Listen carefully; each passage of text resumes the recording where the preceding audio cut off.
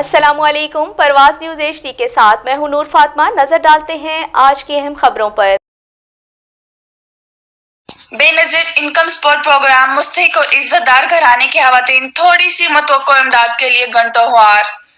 अक्सर को इमदाद भी नहीं मिलती।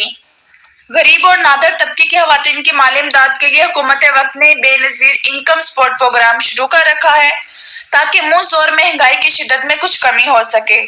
लेकिन कौन सी खवातीन मुस्तहिक है और कौन सी नहीं, इसकी रहनुमाई के लिए कोई बंदोबस्त नहीं किया गया। रोजाना सैकड़ों खवातीन इमदाद मिलने की उम्मीद में मुकर्रर दुकानों पर पहुंच जाती हैं। घंटों बगैर साया, बगैर पानी और बगैर किसी जरूरी सहूलत की दस्तयाबी के खड़ी खड़ी अक्सर हाली हाथ शाम को वापस लौट आती हैं। किसी की इमदाद आई है या नहीं, इसके लिए कोई इंफॉर्मेशन की सहूलत नहीं।